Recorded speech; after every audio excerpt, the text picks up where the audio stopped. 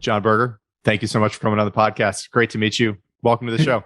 Hey, Dan. Thanks for having me on. My pleasure. I always like to start conversations with getting background info about the subject that we're going to touch on today, which is dating and modern dating. I've heard you speak about this in prior conversations as well, about what got you interested in writing the book in the first place. But I'd love, if you can, to have you share that story. How did this even start from your perspective? How'd you get interested in the subject? So, Dan, you think it's odd that a former Fortune magazine writer ended up writing dating books? That doesn't make perfect sense. Slightly off. A little bit of curiosity there. Yeah. Actually, the answer to this has a lot to do with my former workplace at Fortune magazine. I couldn't help but notice that, at least among the editorial staff, most of the guys at Fortune were either married like myself or involved in long-term relationships, whereas the women of Fortune, who I think I can safely say probably had a lot more going for them dating-wise than we guys did. They were disproportionately single and unhappily single. Yeah. And the ones I was friends with, the women at Fortune I was friendly with, they would share with me these dating stories, these dating horror stories that really made no sense to me as somebody who got married in my mid-20s. And I didn't understand how somebody who had everything going for them could be having such a miserable experience in the dating world. And that's what led to my first book, Date-onomics. And Date-onomics is more, was more pop science than a advice book. It kind of explored how lopsided gender ratios among the college educated have affected post-college dating. So for the past 20, 25 years, we've had about 1/3 more women than men graduate from college. And this has created kind of a lopsided environment post-college. So that's the short version. I mean, I kind of viewed the first book as, a different kind of economics, like looking at how supply and demand in a market, and I believe dating is a marketplace, how it affects dating outcomes. So that's the backstory. Yeah. I think it is a very helpful way to frame what dating really is, which is there is no doubt a marketplace effect on one's prospects and in one's environment. I want to read a quote from Date-onomics to kind of set the table for some of the census information that you were reciting in the book. And this is from you. According to 2012 population estimates from the U.S. Census Bureau's American Community Survey, there are 5.5 million college-educated women in the U.S. between the ages of 22 and 29 versus 4.1 million such men. In other words, the dating pool for college graduates in their 20s really does have 33% more women than men, or 4 women for every 3 men. Among college grads aged 30 to 39, there are 4.7 million women versus 6 million men, which is 5 women for every 4 men. Now, I know this is a macro analysis of America, and I think you go into different kind of subcultures within the country in terms of what the numbers look like. I used to live in the Bay Area, and I didn't know this nickname prior, but the phrase "Man Jose" for the tech center that is the Bay Area, I think probably a little bit more in San Jose maybe than San Francisco, but you could feel that as a single man being in that environment. I just told you before the conversation, I'm now in New York City. Talk about what you have learned about what the difference is between, just as 2 anecdotes, those 2 different cities as an experience as a single man or a single woman.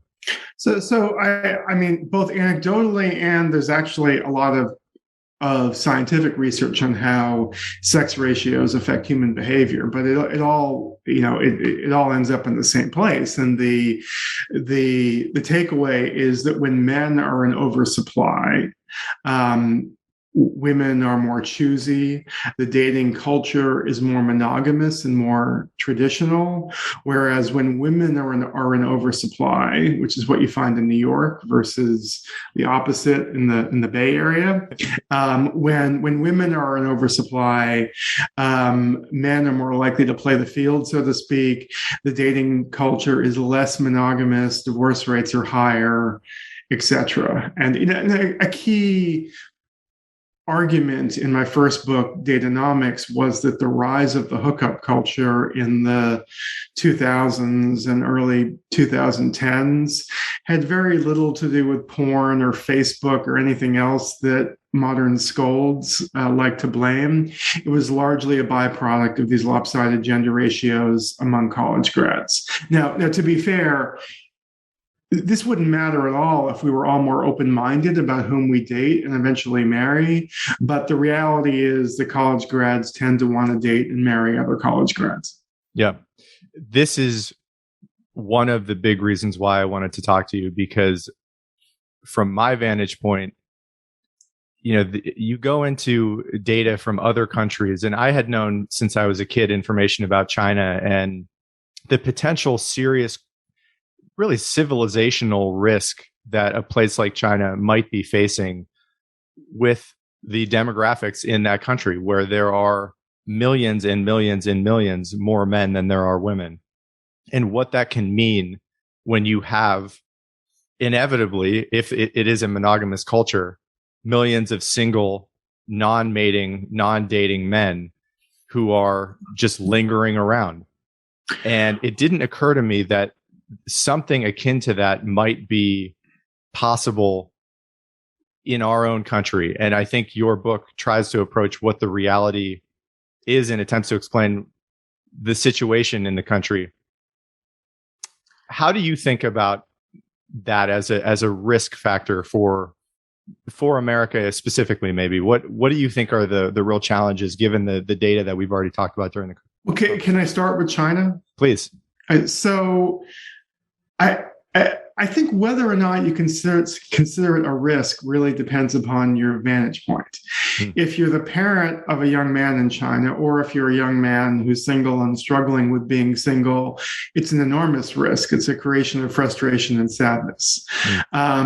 If you are a government official or an economic planner in China, you may have a very different view of this, because the latest research on this, and I cite one of these studies in Date-onomics. It was from a Columbia University professor. I mean, he found that I don't have the passage in front of me, but I think he concluded that 10 to 20% of the GDP growth in China over the past 20 years was a byproduct of men having to compete harder for women, and men having to earn more and be harder working in order to compete for a wife.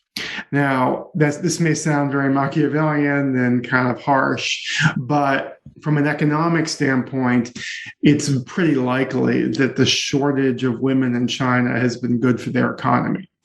I'm not justifying any of the horrors that created the shortage of women in China, everything from the one-child policy to infanticide, to be frank. Yeah. But the byproduct has been probably a stronger economy in China. So I wonder, I don't know any government officials in China, but I do wonder if they view this as a negative. I hope they do, but I'm worried they don't. As for the US, I guess I'm always, whether it's China or here, I am a little reluctant to pass grandiose, moral judgments on the state of the culture. So let's say the byproduct here is that women are harder working. which is one of, similar, the parallel of China is that the research shows that when men are in undersupply, women tend to be more focused on earnings and career because they know they may have to go it alone as a parent. And so another byproduct may be that men get married later or don't get married at all and are more likely to play the field. And the whole romantic culture is more libertine. Mm. And I'm really careful not to portray myself as a giant defender of the institution of marriage. Yeah. I don't believe marriage is for everyone. And I think it's okay if your people opt for marriage. But I do think there's a real value in kind of shedding or exposing this problem to sunlight. So if you are a marriage-minded woman, somebody who puts a high priority on marriage, I think there's real value in being aware of what's going on demographically and making choices accordingly. But I'm not so willing to go so far as we're heading towards some cultural meltdown because there aren't enough college grad men. Although at the same, I would like our educational system to fix some of the problems, some of the boy problems in our schools. But I don't see some catastrophe if the current situation continues. Yeah. My take on your reading, and you alluded to this already in the conversation about former coworkers who were having horror stories and a hard time in the dating market, and they seemed bewildered. They couldn't quite make sense of what was happening. And I think your book and others seem to provide a very good reason as to an explanation, again, without any moral attachment to the outcome necessarily, that it is an explanation that I think a lot of people would agree makes a lot of sense. There's something I want to bring up that I think is also in Date-onomics, and at least I've heard you speak about this. This is related to China, and giving the caveat that this may not necessarily be the direction of the United States, but it is something that appears to be true about China, is the effect of their dynamics, their demographics on criminal behavior. And ironically, my understanding in researching for this conversation was that one of the only criminal behaviors that seems to have declined is sexual assault. Speak to that if you can, about what you've learned related to that. Yeah, I almost feel like I'm glad it was in the book, but at the same time, I felt like I phrased it too matter-of-factly. Maybe there should have been a trigger warning of some sort, because I didn't. There were some stylistic aspects of Date-onomics that I wish I had handled a little differently, and this may be one of them. But the research shows that that when men are in oversupply, when there are too many young men, essentially, rates of criminality increase. And I think on a macro level, I think we kind of understand that because, men are more, if you look at our prison systems, there are way more men than women, who are incarcerated. So you would think if there's more men, there's going to be more criminality. But in China, the only type of crime that declined as the sex ratio skewed increasingly male was sexual assault. And academics who've studied this have concluded that's because when women are scarce, men value their women. And I'm putting their in bold just to sort of emphasize the crassness of it. But men protect their women more, and the consequences for mistreating women become harsher. And basically, women are put in a pedestal when they're in short supply. And again, this sounds a little coarse and unpleasant. And I'm not saying this is the way the world should be, but it seems to be the way the world is. Yep. So to your point, this seems to be one of the byproducts in China. And I am, that one of the books I draw on in Date-onomics was the book Too Many Women by Marcia Gutentag, who is a Harvard psychologist. And I am very confident that if Marcia Gutentag had been alive today, she would see a direct connection between the rise of the MeToo movement and the behavior of men exploiting these unbalanced sex ratios leading up to MeToo. Yeah. And I think I want to later in the conversation go into ideas that might be able to, change some people's decision making, or at least give, men and women something to think about in terms of the way that they might think themselves about dating and mating as they move forward. But as you said, I think as a baseline, it helps to, as best we can, address reality in what is happening. And I know one of the issues that you talk about in the book is assortative mating. Assortative mating, yeah. Assortative mating. And it might be helpful to give an explanation as to what exactly that means. And, I always tend to view things through an evolutionary lens as much as I can when I don't understand what is happening. And if you can add a twist to this as best you can, I know David Buss or have talked to him. David's been on the show. He probably didn't have nice things to say about me. But maybe just to start, what is assortative mating? What is that? Well, let me start with David Buss. I met him at a dating conference 7-8 years ago, and I was in the process of writing Date-onomics, and I shared with him some of the ideas in the book. And he told me he believed that, at the time there were, 1/3 more women than men graduating from college. I believe for the class of 2024, there will be 50% more women than men graduating from college in the US.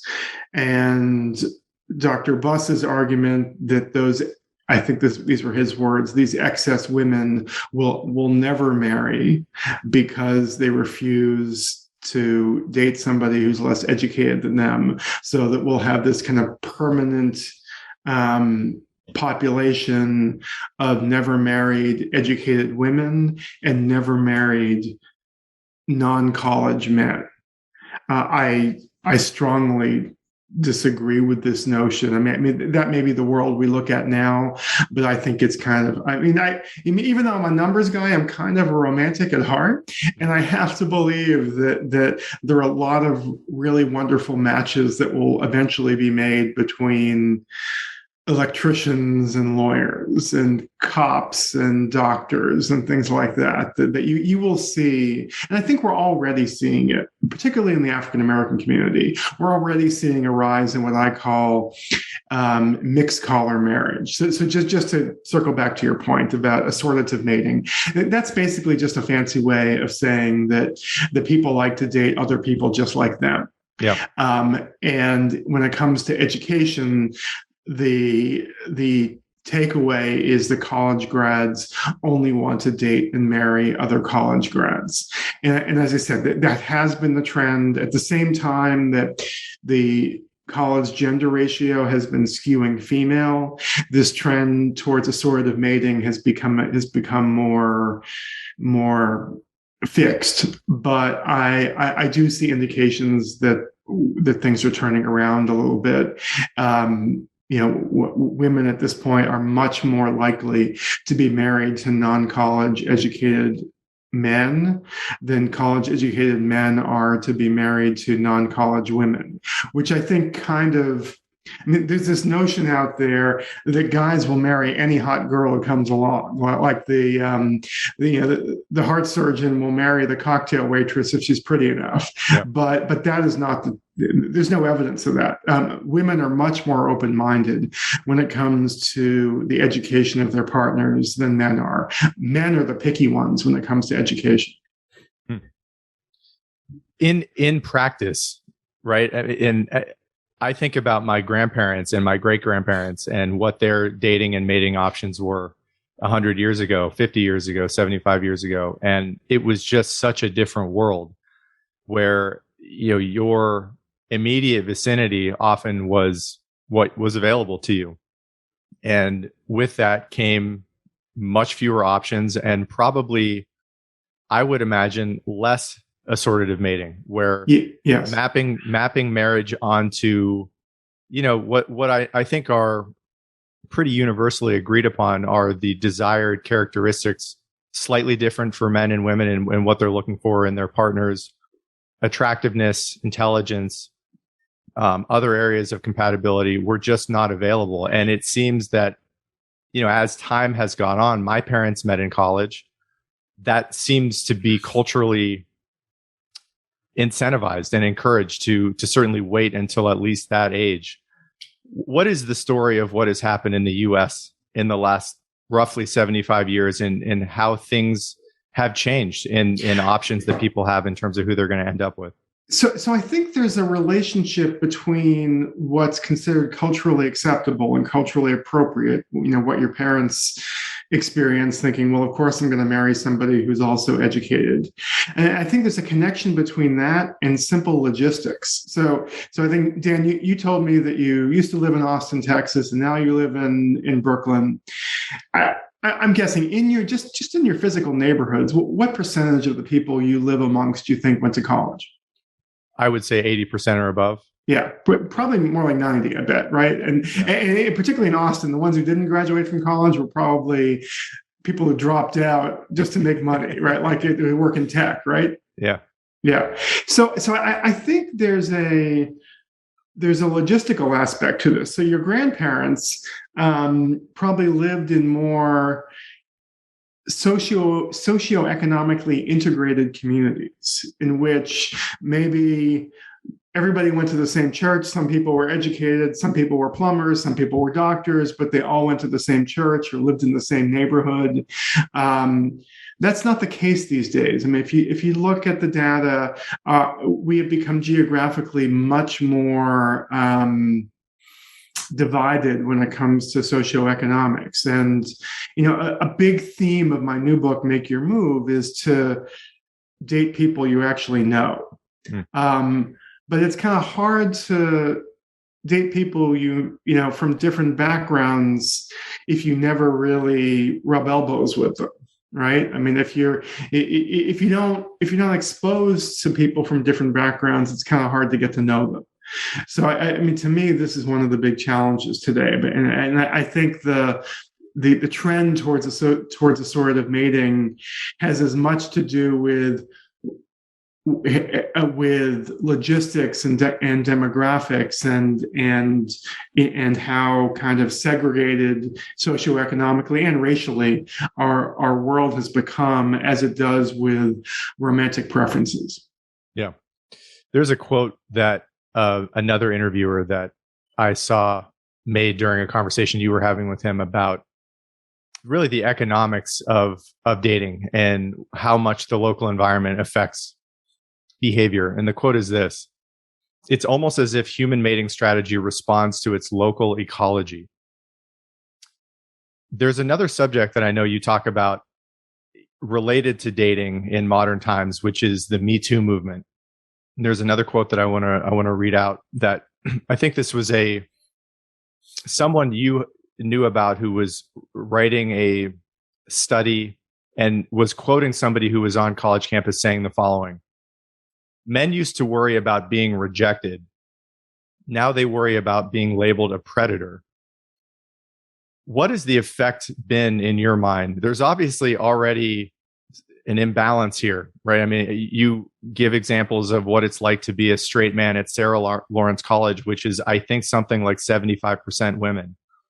When you add in the Me Too movement and what's happened in the last, 5 years related to the dynamic between men and women, how do you think that has played into the challenges of people mating and dating, in your judgment?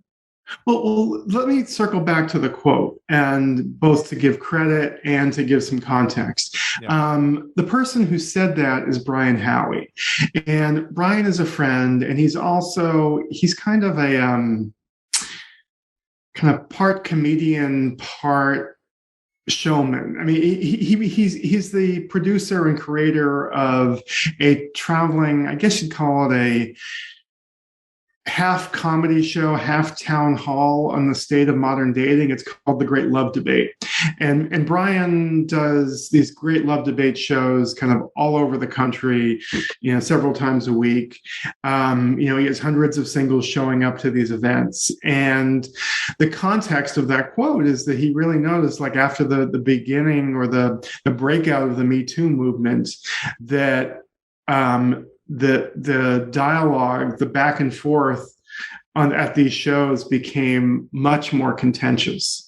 But what was interesting about what Brian said is that the most sort of difficult, the most heated arguments weren't between men and women.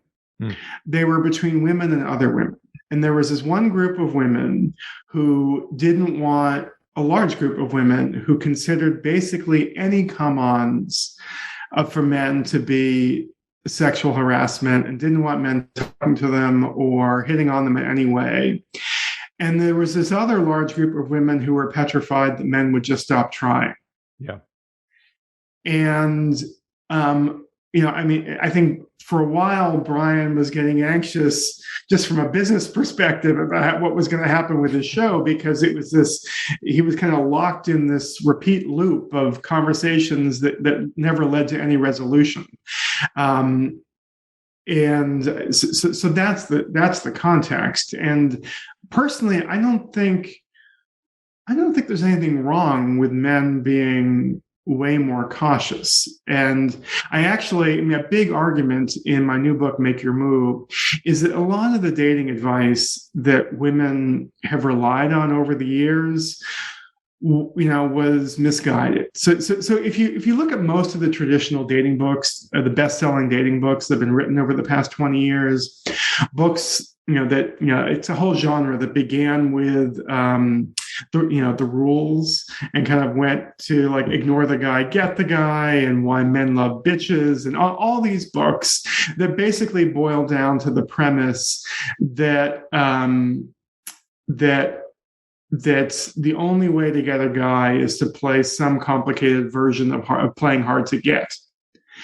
And look, maybe that worked for your grandparents or for my grandparents. I never dated in the 1940s. I don't know. I don't know what dating was like back then. But the underlying assumption of playing hard to get is a notion that not interested means keep trying. Right? A notion that if a woman, seems to be standoffish at a party and doesn't really want to talk to you, she's playing hard to get, and you got to keep at it. Yeah. And I think it's a good thing that men are realizing, you know what? If she doesn't want to talk to you, that probably means she doesn't want to talk to you, and it's not, it's not a good idea to keep at it. And I think the overwhelming majority of women are actually pleased with men who realize this. But I think that there are some dating book authors and dating book fans of the rules, who are still waiting for men to kind of to pursue, even if women aren't giving off signals that they want to be pursued. And I think that world is coming to an end. I don't think the play hard to get strategy advocated by books like The Rules is going to work going forward. Yeah. I know you go into, some suggestions that you have, especially for women, related to how they can, deal with the modern environment, given a lot of the details that we talked about. And I want to get into that. I also want to get into, and I would love to get your thoughts on this, because in my reading of your work, it sounds like to me that, you are trying as best you can to provide options and ideas for people, mostly women, to be able to navigate this environment where there are millions and millions more college educated men than women. And I think probably at the heart of the disagreement between, somebody like you and David Buss would be, his vantage point looking at dating through an evolutionary psychology lens. And I know this is a very popular phrase on the internet, and I know you have spoken about this as well, the issue of hypergamy, which is the tendency for women to mate and date up and across hierarchies. And from David's perspective, and I haven't talked to him about this issue specifically, I would imagine his primary concern is that for women, intelligence and resource allocation, or the likelihood for resource allocation, maps onto intelligence and education, and that is a significant barrier to entry for a lot of guys who don't match them on their intelligence and their educational credentialing. I would bet, roughly speaking, that would be his perspective. And I know just in reading and learning about your ideas that you don't necessarily share that view. But if before we get to your ideas about what you think can be done given this situation, if David is correct, hypothetically, what does that mean for the future of dating and mating in our country specifically? Well, he's not correct, so I can't really answer that. David Buss, like other kind of celebrated evolutionary biologists who are associated with this subject, Jeff Miller, Steven Pinker, Don Simons, they're all basically acolytes of a gentleman named Robert Trivers. Do you know who Robert Trivers is? I don't know that name. I know the others, but I don't know him. Okay, so Robert Trivers is basically considered to be the preeminent evolutionary biologist of his generation. And he kind of built on this idea, which you just alluded to, initially put forth by Darwin, that males, that males are kind of hardwired to chase multiple females in the hopes of maximizing offspring. And Trivers, when he was like a young grad student, actually, you know what? But before I go into Trivers' research, which again, Buss and all the others, all their research is built on Trivers. But I just want to give you a sense of the kind of human being we're talking about here before I get into what Trivers' findings were. So, here's how Robert Trivers justified accepting research funding from Jeffrey Epstein. Quote, by the time girls are 14 or 15, they're like grown women were 60 years ago, so I don't see these acts as so heinous. So this is the kind of person we're talking about. This is who folks like David Buss and Steven Pinker and Jeffrey Miller are building their research off of. And, probably the best book on this subject is not my book. It is what is her name? There's Angela Saini. She's a science writer out of London. She wrote a book called Inferior, which basically, the whole point of the book is to debunk all these ideas that men are hardwired for X and women are hardwired for Y, and that when it comes to dating and mating, women are hardwired to be passive filters of male advances and men are hardwired to be pursuers. And if you look at Trivers' research, he a lot of it is built on this this study of the behavior of fruit flies. Now we can argue about whether the sexual behavior of fruit flies really has anything to do with human behavior, but let's just pretend it does. And he uses this fruit fly study to sort of explain the behavior of other species.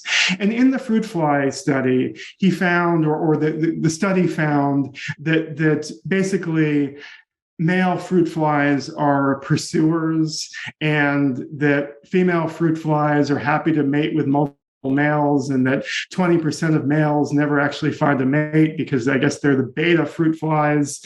It's this whole hypergamy idea that's become very, very popular.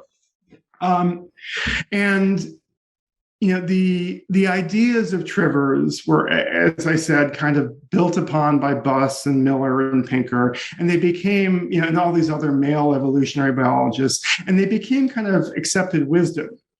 Until, I think 20 years ago, a woman scholar at UCLA, Patricia Gulati, became frustrated with the Trivers, Buss, Pinker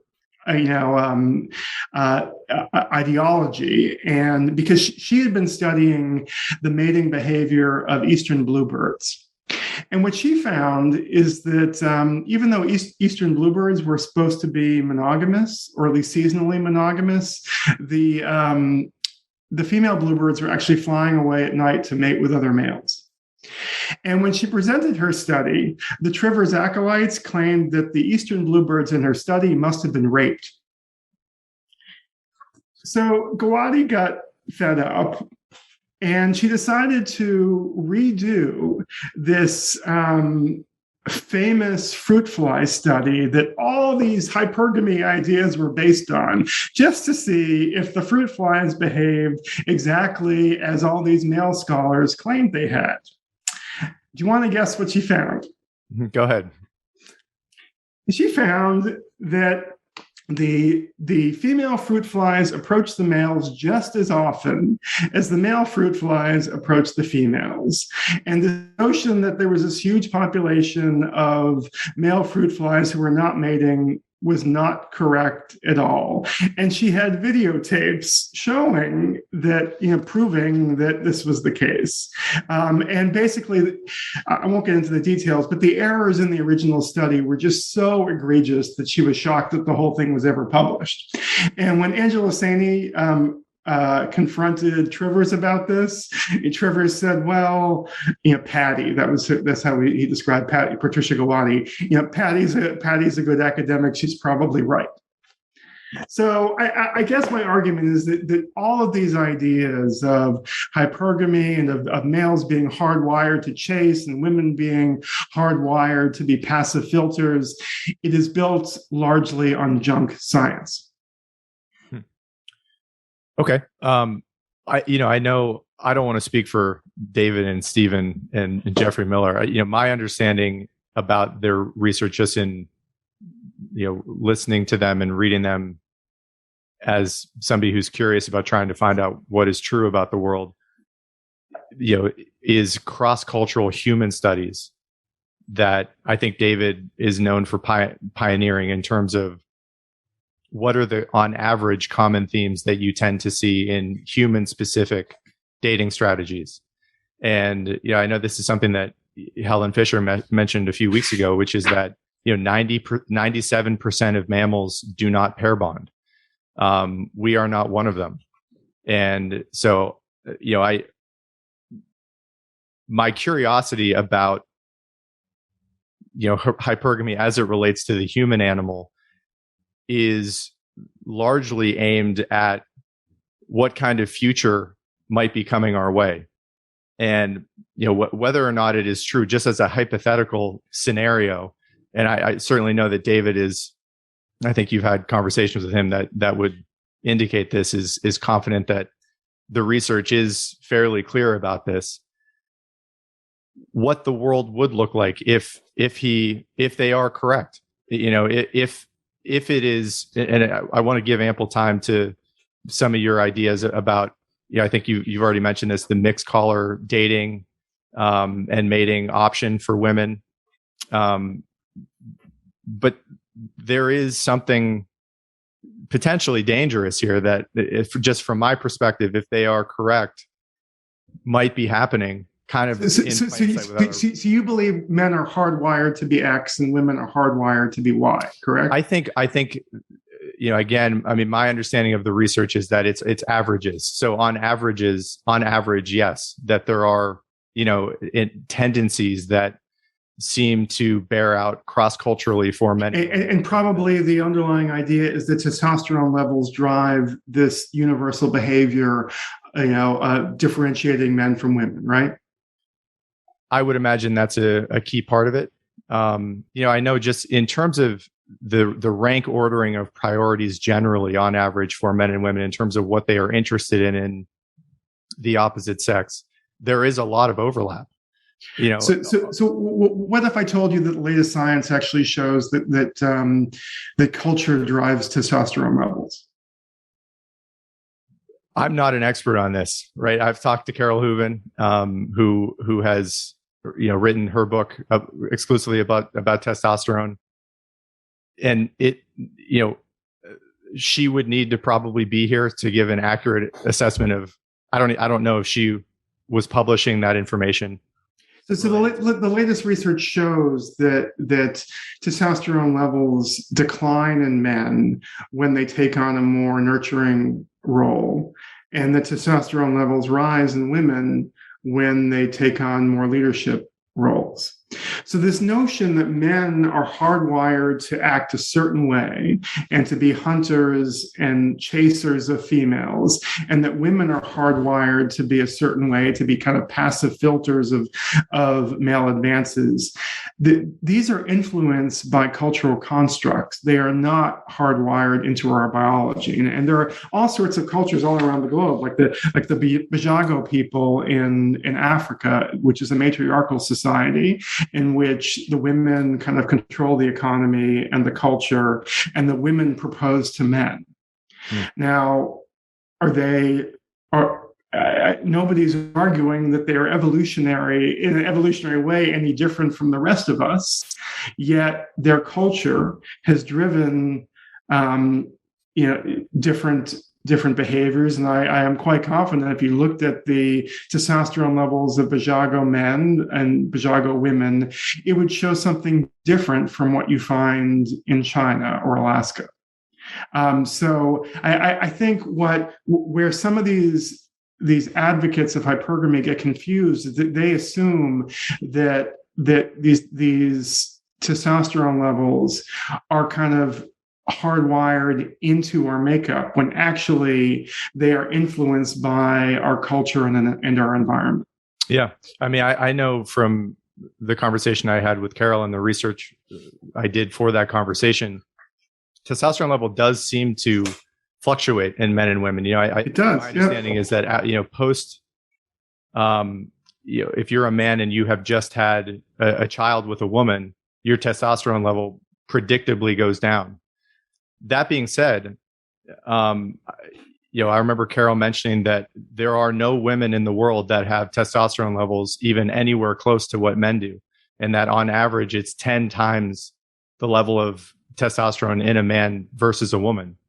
So there are fluctuations, but and yet there are all sorts of species in which the males have higher testosterone levels, and yet the females are the more aggressive ones. I mean, like if you read, I forgot the name of the author, but it's a book called The End of Men. And I'm sorry, I forgot the author's name, but she found a connection between higher rates of criminality among women and kind of testosterone levels and women becoming more dominant in their communities. So this notion that certain behavioral traits are only male or only female and there's no fluctuation based on culture, the science and our world doesn't really reflect that. Yeah. And I would imagine they would agree with that. My understanding, again, is that on average, those prevail cross-culturally. And so just without using the word hypergamy, what is the scenario that you're concerned about that I can kind of address? Well, from my perspective, as Dan Dennett has this phrase about evolution of it being a universal acid, that it applies to everything, changes everything, and yet keeps everything the same at the same time. And given our evolutionary history and given our nature as primates on Earth, it doesn't surprise me, given the fact that only one of two sexes are able to give birth, that given the vulnerability of women for large swaths of time, that there is a filter, and that there are evolutionarily influenced preferences for certain types of men. To me, that makes a lot of sense, and it's explanatory on average why women have preferences for certain traits in men.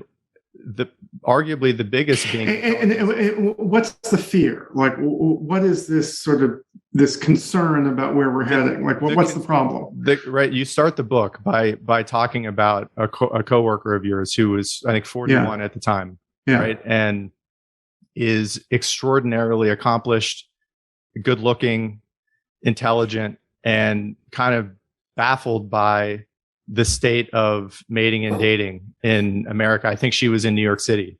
Yep. And for women like of that description, who probably have major life goals that may include a family and marriage, they do tend, it wouldn't surprise me that the preference would have been to find someone at their level. And this is something that I have heard. This is one of those ideas that I heard that really sparked my interest in this subject in general, that without maybe realizing it, as women are becoming more and more accomplished and are really kicking the butt of men in modern society in many ways, they're making their dating pool much smaller. And it's making it a lot harder for them to find the guys that they would want to be with, because there just aren't that many that can compete with them. So, okay, sorry, go ahead. Yeah, no, that's the basic gist of it. And I mean, at the beginning of this conversation, I was reading out the numbers of just, college graduates and different age ranges in the country. And I think that's not a bad starting point for what kind of a problem we might be facing here. So let me, you referenced the woman whose story begins, the story I opened Date-onomics with. Yeah. And she's a friend of mine, and I can tell you how this story ended. Yeah. This person is now a top executive at one of probably a Fortune 50 company.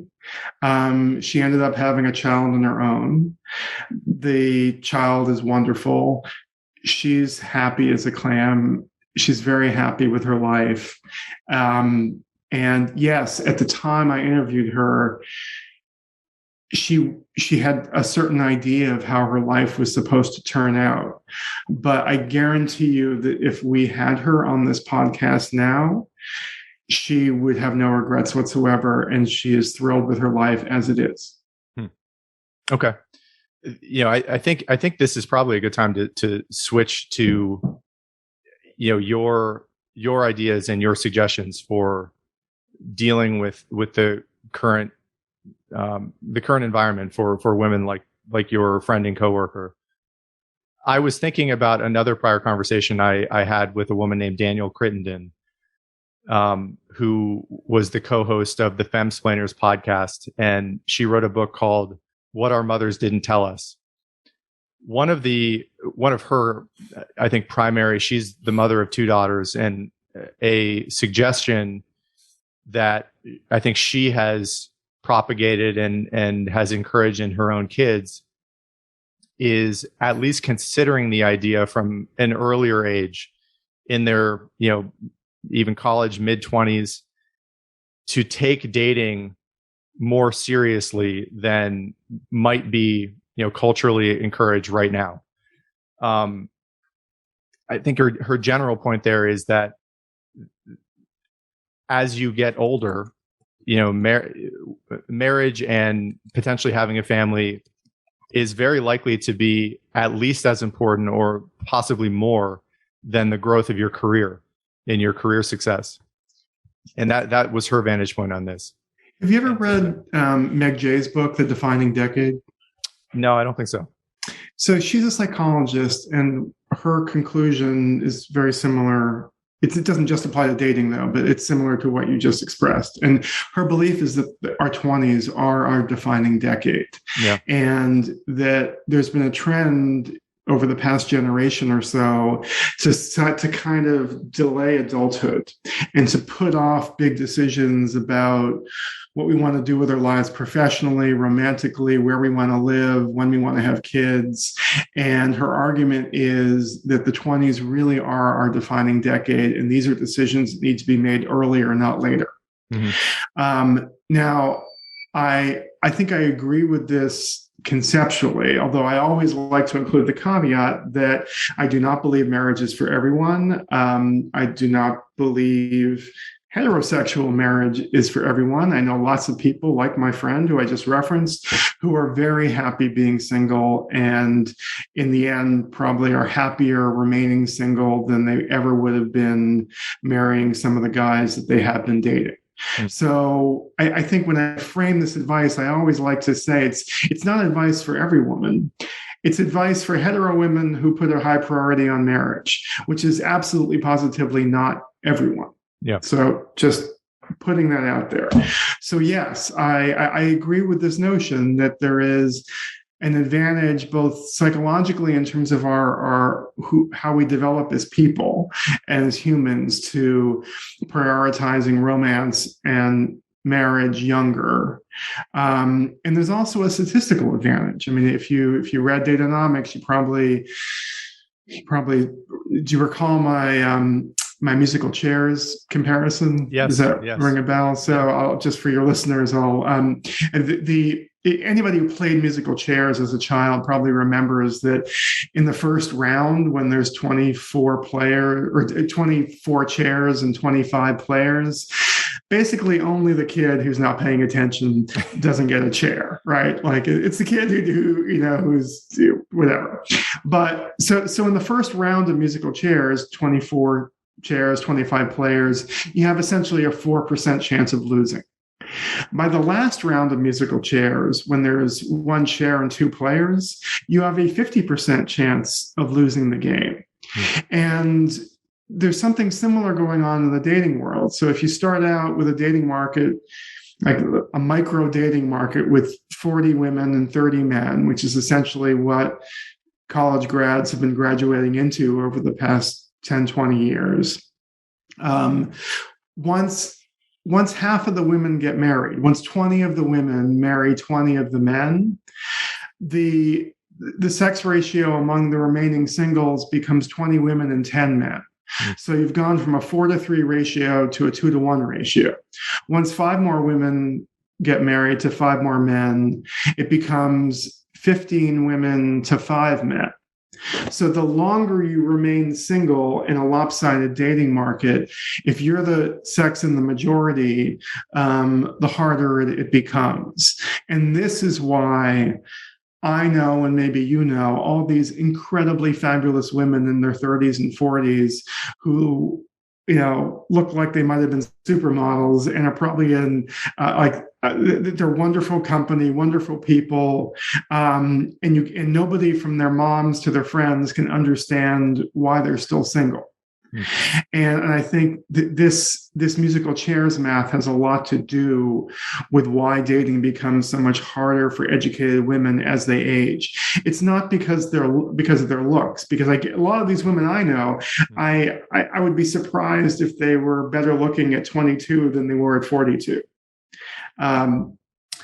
So yes, I agree with this idea that there's a value both in terms of psychology and the way we develop as human beings to taking romance more seriously when we're younger, and there's also a statistical advantage for women. Yeah, I know in another potential suggestion that you have for women in Make Your Move is related to you've alluded to this a little bit already, but their approach to men in general, not only just being amenable to conversation with guys, but also potentially being more assertive. Talk about that. What are your thoughts on that as a subject? So about a year ago, I did I gave a talk to a college group at Rollins College in Florida. It was a Zoom thing, and Rollins, for its graduating seniors, has kind of I don't know what they call it, like a life lesson class, or it's basically everything from career stuff to financial planning to relationships, kind of like I think life launch is what they call it, the life launch class. And I knew the professor was an English professor who I knew, and she asked me to speak to her class about the dating part of this. And at one point, I have a very negative take on online dating, which we can talk about maybe, to come. But there was one woman in the class who asked me, okay, I understand why you don't like online dating. None of us really like it either. But how am I supposed to meet somebody if not through the apps? So I posed this question to the class of like 40 kids. And I said, okay, raise your hand if there's somebody you already know and like in the real world whom you've ever wondered about dating. 40 kids in the class, 40 hands went up. They already knew somebody who they thought they were compatible with. So if you're a woman, why the heck would you sit back and wait and wait and wait and wait for the guy that you think is the one, or maybe the one, or the one, just the guy you feel really comfortable with and have a good chemistry with? Why would you wait for him to realize that you like him instead of just saying, hey, Phil, hey, Dan, I really like you. Let's go out for dinner on Friday. I just think there's a real advantage to being assertive and to making the first move. And as I write in Make Your Move, making the first move is the only dating strategy ever to win a Nobel Prize, although I'm kind of playing a little bit fast and loose with the facts, but I can explain that if you'd like. Yeah, please do. What is that story? So there were two economists who won the Nobel Prize for what they call matching theory. And matching theory isn't just dating. It's job applications, college admissions, grad school admissions. And I'm not going to go too deep into the nitty gritty, into the esoteric math. But what they found is that whoever initiates the match on average has a better outcome. What are the other strategies that you would suggest? My understanding is that you have 3 sons. If you had a young daughter who was coming up, maybe about to graduate from college, what kind of suggestions or other insights would you offer to her to, be clear and wise about thinking about these subjects? Well, I will say my 3 sons hate they're not fans of me chiming in on this. And also one of them is gay, and he's like, he thinks the whole thing is, in his words, creepy, but that's another topic. So as I said, I think there's a big advantage to making the first move. I do believe that most singles, particularly younger singles, already have somebody in mind who they like.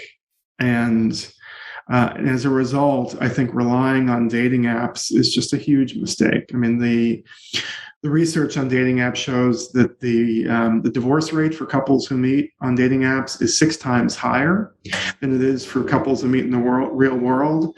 There was a study out of Stanford University, a professor named Michael Rosenfeld. And Rosenfeld is generally often quoted as being an advocate of online dating. Yet, if you look at in the appendix of his study, there is a table. The title of the table is "Breakup Rates Not Much Influenced by How Couples Meet." All I can say is Professor Rosenfeld and I have a very different definition of not much, because according to his own table, the 1-year breakup rate for couples who meet online is 16%. For couples who meet through friends and family, it's 9%. For couples who meet as neighbors, it's 8%. For couples who meet as coworkers, and I'm a big fan of workplace dating, the breakup rate, 1-year breakup rate for couples who meet at work is 6%. Meet in college, it's 6%. And the 1-year breakup rate for couples who meet in a house of worship is 1%. Yeah. So, I've yet to meet, I'm sure they're out there somewhere, but I've yet to meet a single woman or a solitary woman who ever said to me, John, I love online dating so much. The guys are so sweet and so honest. And I've just, one experience is better than the next. Like, have you ever met a woman who said that to you? I don't think so. Do you think they exist? Every conversation I have, particularly with women and often with men about online dating, it's a horror show. But there's this kind of fear of missing out factor that pushes people to sort of stick with the apps, even though Pew Research found that the majority of young women on dating apps consider online dating to be unsafe. And 1 in 5 have been threatened with physical violence while using dating apps. Mm-hmm. Now, if there were a singles bar in Brooklyn or in Austin, Texas, where 20% of women were being threatened with physical violence, I don't think a lot of people would be going back to that place, right? Yeah. I know. Go ahead. Yeah. No, so my, one of the big takeaways from my new book, Make Your Move, is to get off the apps and to go back to dating people you actually know. And that might involve some awkwardness and taking a chance with a guy who's always been kind of just a platonic friend. But I believe there is great value in embracing the awkwardness and taking chances with people who you actually know you have some compatibility with, because you actually know them from the real world. They are not complete strangers from an app. Yeah. You just mentioned this, that I think you're a fan of, workplace dating and getting to know people that you date in the real world, in a work setting. And I've heard you speak about the courtship of Bill and Melinda Gates. They're now divorced. They're now divorced. The story, I thought it was an apt observation that was made when you learn about the details of that story, that, this was such a 90s courtship that would potentially not really fly. And in modern world, I think this is connected to the MeToo issues that we've talked about. What is the story about Bill and Melinda Gates, and what about it do you think is worth keeping in mind and maybe culturally bring back to some degree? So to me, I'm going to give you the takeaway before I tell the story, but to me, it shows how, especially with workplace dating, it's going to be much easier for the woman to make the first move. Because it's more culturally acceptable. So the story of Bill and Melinda Gates, it comes courtesy of a podcast interview that Melinda Gates gave, I think, probably maybe 20 years ago, and it was the AOL Makers podcast. So, the AOL part probably dates it. Okay. So the interviewer asked Melinda how they first started dating in 1987. And she this was just a few months after she'd been hired as a product manager at Microsoft. And according to Melinda Gates, quote, he said, and I guess they had met at a company event, and he said, I was thinking that maybe we could go out. If you give me your phone number, maybe 2 weeks from tonight. That's what he said to her. And Melinda did what any self-respecting 1980s woman probably would have done back then, and she played hard to get. So, quote, this is a quote from Melinda. I said to him, 2 weeks from tonight, I have no idea what I'm doing 2 weeks from tonight. And I said, you're not spontaneous enough for me. Bill, however, this is just me reading what I wrote in the book. Bill, however, would not take no for an answer. And this is a quote from Melinda. Quote, it was really sweet, Melinda recalls. He called an hour later and said, is this spontaneous enough for you? Now, I have to say, when I first heard the story, in kind of as somebody who went to college in the 80s and dated in the 90s, it didn't sound so bad to me. And I know a woman my age who was at Microsoft at the time, and even though he might not look like Michael B. Jordan, Bill Gates was considered a catch. Let's put it this way, by the single women of Microsoft way back then. Okay, so he was in demand, and So to me, this story sounds kind of sweet and harmless, but I think that's just because of my old guy bias. What sounds sweet and harmless to me actually wasn't or isn't. What we have here is a guy, a CEO of a company, who wouldn't take no for an answer, who somebody who worked for him said no to going out on a date with him, and he called back an hour later to ask her again. Now, in her case, it's clear she was playing hard to get, and I guess all's well that ends well, but it's pretty clear why this kind of behavior would probably land him in a meeting with his general counsel today if it happened now. So I think, I mean, I'm not,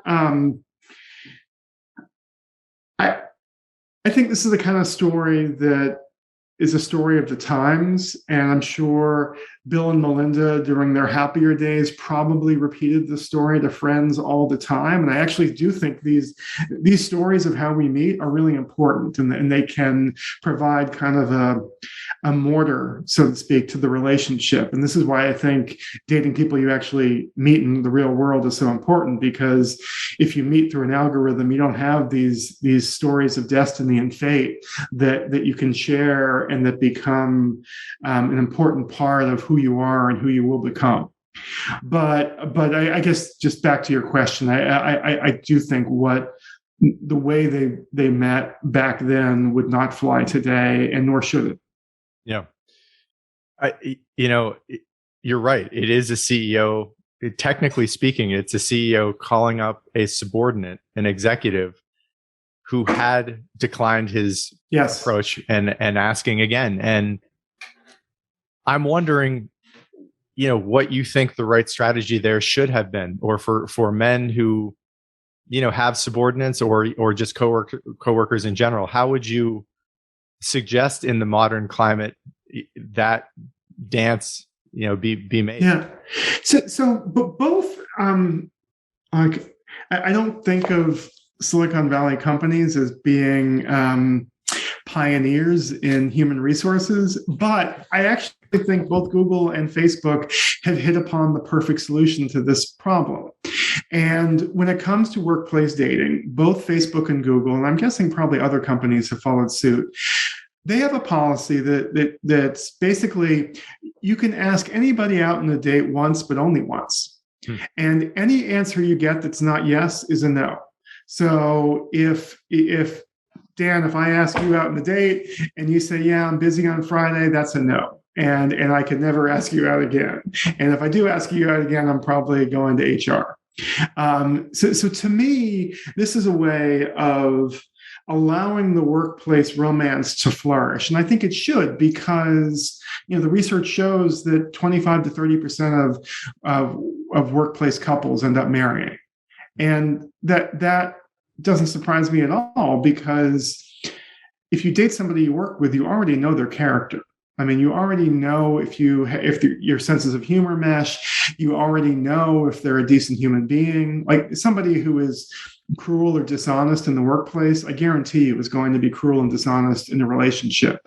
And somebody who is caring and empathetic in the workplace is going to be that in a relationship. So I think you can learn a lot about people by working with them from 9 to 5 or 9 to 10, probably in Silicon Valley. So there's a lot of, to me, the workplace is a great place to meet somebody, but this policy that Google and Facebook have adopted it's a way of eliminating the pestering. So I'm sure if you're a woman at Google, you probably get asked it all the time. And but I'm sure it's a problem for some women. So if you don't say yes, at least you don't have to worry about the same guy coming back to you over and over and over again, because it's against company rules. So I think this is an HR policy that Silicon Valley may have right. Do you think that's and you may have just answered this, but do you think that is the reasonable, rule of thumb and criteria? I think it's a reasonable rule of thumb, but I also think it's much easier for the woman to make the first move. I mean, one of the there are a couple of fantastic love stories that I share in Make Your Move. I'm not going to give away too much, but one of them, the woman, this was actually two people who I used to work with at a newspaper, and she wrote him a long love letter. And they're married with two kids today. So I think I think just it's easier for the woman to take that sort of a chance because men are bigger and stronger and more physically intimidating. So sometimes if the come on is unwanted, it can be intimidating for a woman in a way that it probably is less likely, it's not impossible, but it's less likely to be for the man. And I also think men are just so not used to women making the first move that it becomes intoxicating for some men. Yeah. I know we're getting towards the end of the conversation, and I want to touch on, kind of the inverted, the other group, the group of people that are falling behind, and that is men. And in many ways, the statistics we've read out today, the educational and professional achievements of women is an incredible victory in America for progress in opportunities for everyone. That being said, the numbers are pretty clear that men are falling behind. You've already mentioned this, that you're the father of 3 boys. What do you make of that? It's a big general statement, and I want to do an entire episode with, a real expert on the state of men and boys in America and what has brought us to this point. But in general, what is your take on what has happened to men specifically? So my take on this is built largely on, or it's a mix of my own experience as a father of boys. And once I started reading the scientific literature, the academic literature on this topic, my basic response was obviously, the explanation is that it's not that girls have higher IQs than boys do. They don't. Boys and girls have similar IQs. The explanation is that girls' brains mature at a faster rate than boys' brains, not just intellectually, but socially as well. And as you can imagine, being responsible, being organized, that has a big impact on how you perform your schoolwork, right? So, and as a parent of 3 boys who have no shortage of female friends, and we have couples we're friends with the girls. I'm not going out on a big limb here by saying that a 16-year-old girl or a 17-year-old girl is much closer to being an adult than a 15 or 16-year-old boy. And I think, having been a 15 or 16-year-old boy yourself, I'm sure this is pretty obvious to you, or maybe not. But as a parent, it's pretty obvious. Like there's a reason why we hire 16-year-old girls to be babysitters, but we don't hire 15-year-old boys to do it. It's because girls are more responsible. They mature, their brains mature faster. I think girls' brains reach maturity at 20 or 21 or 22 years old, while boys' brains don't reach full maturity for another 3 years, something like that. So to me, there is an obvious solution, but in terms of public policy, it's not an easy solution. But the obvious solution would be to essentially redshirt boys. And by that, I mean, you have boys start kindergarten at age 6 instead of age 5, and girls would start at age 5. So basically, you kind of delay by 1 year when boys begin school. And there's a lot of research showing that boys who are redshirted, so to speak, make huge strides in terms of catching up academically to girls. Let's say we were to implement that. We can't, but yes. Hypothetically, right? That I think you're right. I think that on average, the characteristics that map onto academic success, conscientiousness, being organized, being diligent, in general, probably favor women in playing to their general strengths. They certainly favor teenage girls over teenage boys. Yeah. And yet there are millions of men who, wake up at 25, look around them, and, know that women that they might be interested in may be lapping them in their credentials, in their prospects for financial achievement. And I have to imagine for a lot of those men, that is extremely difficult to recognize, and to recognize that the women that they might want to date and be with are not particularly interested in their trajectory, in where they are in life. And, I know we've talked about this already in the conversation, and I think this is something I wanted to get your perspective on, which is the possibility for, cross collar, I think you call it, or mixed collar dating. Mixed collar dating. So yeah, go ahead. No. Yeah, I mean, I go ahead.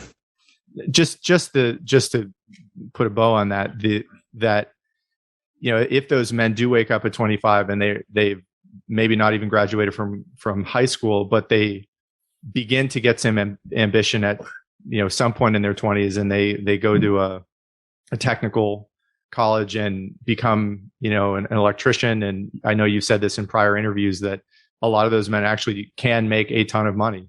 Yeah. What is your outlook on that as a possibility for something for men and women to keep in mind, that might be a good match, that these men that perhaps it takes them a little bit longer to launch for dating and mating prospects across those collars? So I have like a weird context talking point for this subject, and that is my youngest son for years and years was a travel baseball player. I don't know if you know that world, but it's kind of it's a funny world of and I've also coached Little League baseball for many years until this is my first year not coaching, I think in 8 years, something like that. Yeah. And what I'll tell you about the travel baseball world is, even though I live in kind of a leafy suburb, the travel baseball dads and coaches, it's much more mixed. It's a lot of these dads are cops and firemen or contractors, or they run landscaping businesses.